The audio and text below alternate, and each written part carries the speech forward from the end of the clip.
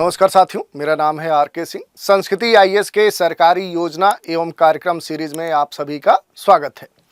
इस सीरीज के अंतर्गत आज के एपिसोड में जिस टॉपिक की हम चर्चा करने वाले हैं वो है एक अभियान का क्या नाम है? तो धरती आबा जनजाति ग्राम उत्कर्ष अभियान। तो हम देखेंगे कि ये जो अभियान है क्यों चर्चा में है और इसके साथ ही इससे जुड़ी हुई जो भी प्रमुख विशेषताएं इसकी होंगी उन पर भी संक्षिप्त रूप से हम प्रकाश डालेंगे। चलिए एक एक करके देखते हैं आखिर ये जो अभियान है क्यों चर्चा में है। इसके लिए एक आर्टिकल लेते हैं। न्यूज़ आर्टिकल में ये कहा गया है, देश के प्रधानमंत्री नरेंद्र मोदी ने क्या लॉन्च किया है? तो धरती आबा जनजाति ग्राम उत्कर्ष अभियान, ये अभियान का पूरा नाम है। और इसे कहाँ पर लॉन्च किया गया है? तो इसे लॉन्च किया गया है देश के झारखंड राज्य में। और ये कहा जा रहा है कि 5 lakh crore people to benefits. अब ये क्या है कि इस अभियान से एक बड़ा जो समुदाय है वो लाभान्वित होने वाला है। इस कारण से ये जो अभियान है ये खास तौर पे चर्चा में है। और इसी के संदर्भ में देखें तो जो पीएम मोदी हैं इन्होंने झारखंड में इस अभियान की शुरुआत की है। और इससे क्या होगा कि 5 लाख करोड़ जो लोग हैं उन्हें इस अभियान के द्वारा लाभान्वित किया जाएगा और इसी कारण से इसे प्रारंभ किया जा रहा है। कहा यह भी जा रहा है कि इस योजना के तहत लगभग 63,000 जो आदिवासी विलेज हैं, जो गांव हैं, उन्हें खास तौर पर विकसित किया जाएगा। उनके विकास से जुड़ी हुई जो भी संभावनाएं हैं उनको तलाशा जाएगा और उन्हें जमीनी स्तर पे लागू किया जाएगा। ये बात कही जा रही है इस अभियान के अंतर्गत। दूसरी अगर बात करें तो प्रधानमंत्री नरेंद्र मोदी ने बुधवार को झारखंड में धरती आबा जो जनजाति ग्राम उत्कर्ष अभियान है इसकी शुरुआत की, जिस पर करीब 80,000 करोड़ रुपए खर्च होने वाले हैं। यही नहीं, इस कार्यक्रम के दौरान प्रधानमंत्री ने ये कहा कि इस योजना के तहत लगभग 63,000 आदिवासी जो गांव हैं उनको विकसित किया जाएगा। और ये भी प्रधानमंत्री ने कहा कि इससे 5 करोड़ से ज़्यादा जो कह सकते हैं जो लोग हैं उन्हें फ़ायदा मिलेगा। तो कह सकते हैं कि ये जो अभियान है ये दूरगामी कह सकते हैं लक्ष्यों को ध्यान में रखते हुए प्रारंभ किया गया है। और इसी के उद्घाटन को भारतीय प्रधानमंत्री नरेंद्र मोदी ने किया है और इस कारण से ये खास तौर पे चर्चा का विषय है। यही नहीं, प्रधानमंत्री ने यह भी कहा कि आज मैं लगभग 80,000 करोड़ रुपए की लागत से इस योजना का या इस अभियान की शुरुआत कर रहा हूं, जो खास तौर पे जो दूर दराज पहाड़ी पर्वतीय आदिवासी जो क्षेत्र हैं, जो समाज की मूल जो धारा है उससे कटे हुए हैं, पिछड़े हुए हैं और वहाँ पर जो विकास है वो उस स्तर पे नहीं हो पाया है जिस स्तर पे वहाँ विकास पहुँचना चाहिए। और इसी को ध्यान में रखते हुए ये अभियान मुख्य रूप से यहाँ पर प्रारंभ किया गया है। तो ये हमने देख लिया।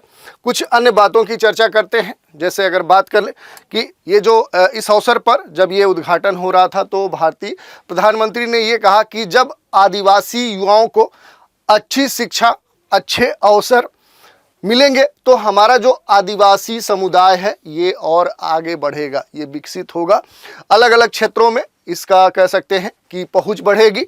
और इसके लिए हमारी जो सरकार है या कह सकते हैं कि वर्तमान में जो केंद्र सरकार है ये आदिवासी क्षेत्रों में एकलव्य मॉडल आवासीय विद्यालयों के निर्माण की दिशा में भी खास तौर पे काम कर रही है। और यही नहीं, जो 40 एकलव्य मॉडल जो आवासीय विद्यालय हैं उनका उद्घाटन किया जा रहा है और 25 EMRS का जो शिलान्यास है वो किया जा चुका है। तो ये कुछ आंकड़े हैं जो किसके लिए निर्धारित किए गए हैं? तो खास तौर पे जो आदिवासी यूथ है, एक बड़ा वर्ग है जो आदिवासी कह सकते हैं समूह से ये जुड़ा हुआ है।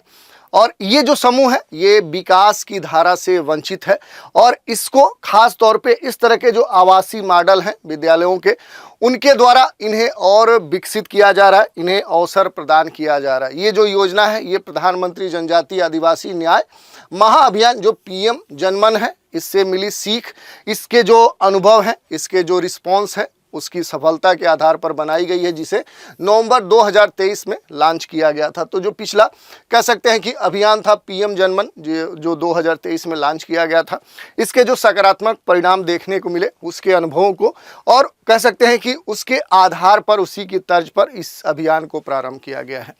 इसमें अगर बात करें तो 24,104 करोड़ रुपए के बजट के परिव्यय के साथ PM मन जो विशेष रूप से कमजोर जनजाति समूह जो PBTG ग्रुप्स होते हैं उनके आबादी पर केंद्रित था। ठीक ऐसे ही क्या है कि ये भी अभियान जो है खास तौर पे जो जनजाति समूह है, जो आदिवासी समूह है, जो पहाड़ी पर्वतीय क्षेत्र या दुर्गम जो कह सकते हैं जो क्षेत्र हैं जहां रहने वाले जो लोग हैं, जो मुख्य कह सकते हैं कि समाज की विकास की धारा से आज भी कटे हुए हैं, उनको लक्षित करते हुए ये अभियान प्रारंभ किया गया। थोड़ा सा अन्य बातों की चर्चा करें। मूल रूप से अगर बात करें कि ये जो धरती आबा जनजाति ग्राम उत्कर्ष अभियान है, आखिर इस अभियान के उद्देश्य क्या है, तो देखिए, जनजाति गांवों में समग्र विकास को बढ़ावा देना तथा क्षेत्र के सामाजिक आर्थिक परिदृश्य में परिवर्तन लाना। वहां की जो स्थितियां हैं, यही नहीं सामाजिक ही नहीं, सामाजिक जो ताना बाना है, जो स्ट्रक्चर है, उसे परिवर्तित करना है, और यही नहीं उनकी जो आर्थिक कह सकते हैं कि ढांचा है उसमें भी परिवर्तन लाना है।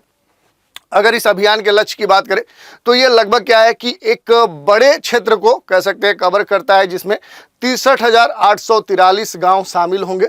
इतने गांवों को ये कवर करेगा, जिसमें 30 राज्य केंद्र शासित प्रदेश के सभी आदिवासी बहुल जो गांव हैं, आकांक्षी जो ब्लॉक हैं, और ऐसे बहुत सारे जो जिले हैं, लगभग 549 जिले हैं।